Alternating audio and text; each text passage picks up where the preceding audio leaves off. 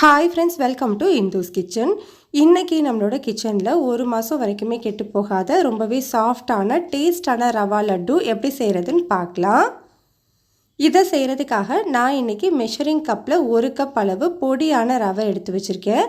இது கரெக்டாக 200 கிராம் அளவு இருக்குது.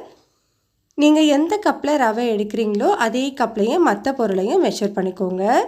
இப்போ நம்ம எடுத்து வச்சுருக்கிற 1 கப் ரவையை ஒரு மிக்ஸி ஜாரில் சேர்த்துட்டு பல்ஸ் மோடில் ஒரு 2-3 தடவை சுற்றி எடுத்துக்கலாம். இது ஏற்கனவே நல்ல பொடியான ரவை தான். இதை நம்ம டைரெக்டாக கூட சேர்க்கலாம்.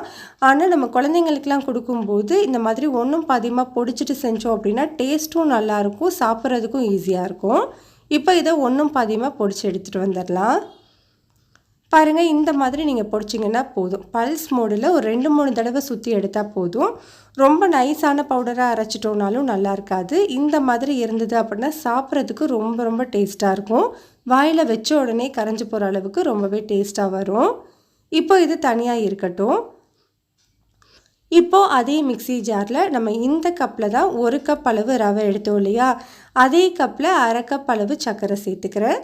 உங்களுக்கு இனிப்பு கொஞ்சம் ஜாஸ்தியாக வேணும் அப்படின்னா நீங்கள் 3/4 கப் அளவு சர்க்கரை சேர்த்துக்கலாம். நீங்கள் சர்க்கரைக்கு பதிலாக 3/4 கப் அளவு பொடிச்ச வெல்லமோ இல்லை நாட்டு சர்க்கரையோ கூட சேர்த்துக்கலாம், அதுவும் நல்லாயிருக்கும். இப்போ இதில் வாசனைக்காக நான் ஒரு 5 ஏலக்காய் சேர்த்துருக்கேன். இதை இப்போ நல்லா ஃபைனான பவுடராக அரைச்சி எடுத்துக்கலாம். பாருங்கள், இந்த அளவுக்கு நல்ல ஸ்மூத்தான பவுடராக அரைச்சி எடுத்துருக்கணும். இப்போ இந்த சுகர் பவுடரும் தனியாக இருக்கட்டும். இப்போ ஒரு பேனில் 1 டேபிள் ஸ்பூன் அளவு நெய் சேர்த்து சூடுபடுத்திக்கலாம். நெய் நல்லா சூடானதுக்கு அப்புறமா ஸ்டவ்வை லோ டு மீடியம் ஹீட்டில் வச்சுட்டு நம்ம பொடிச்சு வச்சுருக்கிற ரவையை சேர்த்துக்கோங்க. இப்போ இந்த ரவையை ஒரு 2-3 நிமிஷத்துக்கு ஸ்டவ்வை லோ டு மீடியம் ஹீட்லேயே வச்சுட்டு நல்லா வாசனை வர வரைக்கும் வறுத்துக்கோங்க. கையெடுக்காமல் இந்த மாதிரி நல்லா கலந்து வறுத்துக்கோங்க. அப்போது தான் எல்லா பக்கமுமே ஈவனாக வறுபட்டு வரும். இல்லைனா ஒரு சைடு நல்லா வறுபட்டுட்டு ஒரு சைடு சரியாக வறுபடாமல் இருக்கும். இப்போ ஒரு 2-3 நிமிஷத்துலேயே நல்லா வாசனை ரவை நல்லாவே வறுபட்டு வந்திருக்கு. உங்களுக்கு பார்க்கும்போதே தெரியும். இப்போது நீங்கள் எந்த கப்பில் 1 கப் அளவு ரவை எடுத்தீங்களோ அதே கப்பில் 1/4 கப் அளவு ட்ரை கோகோனட் பவுடர் சேர்த்துக்கிறேன். டெசிகேட்டட் கோகோனட்டுன்னு சொல்லுவோம் இல்லையா, அதுதான். இது எல்லா சூப்பர் மார்க்கெட்ஸ்லையுமே உங்களுக்கு ஈஸியாக கிடைக்கும்.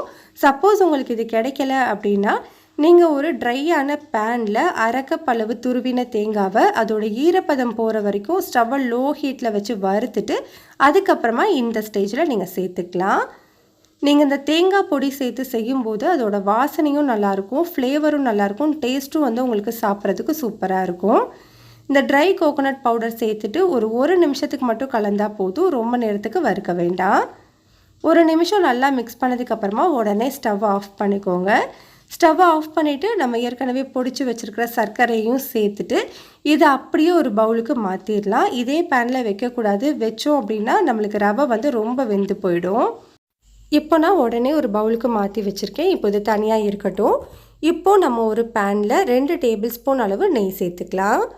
நெய் நல்லா சூடானதுக்கப்புறமா இதில் ஒரு 10 முந்திரி 10 பாதாம் இது ரெண்டையுமே சின்ன சின்னதாக கட் பண்ணி வச்சுருக்கேன். இது கூடவே ஒரு 10 கிஸ்மிஸ் சேர்த்துக்கிறேன்.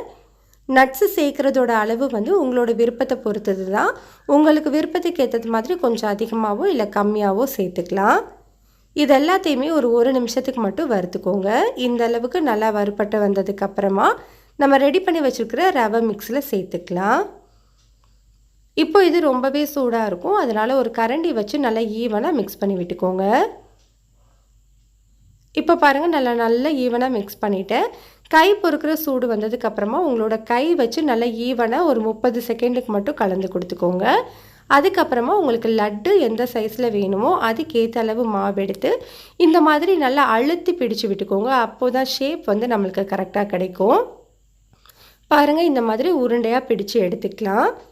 இதே மாதிரி நம்ம மொத்த லட்டுவுமே செஞ்சு எடுத்துடலாம். அவ்வளோதான், நம்மளுக்கு ரொம்ப ரொம்ப சிம்பிளான ரொம்பவே டேஸ்டான ரவா லட்டு ரெடி ஆகிடுச்சு. கண்டிப்பாக ட்ரை பண்ணி பாருங்கள். டேஸ்ட் சூப்பராக இருக்கும். ரெசிபி பிடிச்சிருந்தால் லைக் பண்ணுங்கள், ஷேர் பண்ணுங்கள். இந்துஸ் கிச்சனை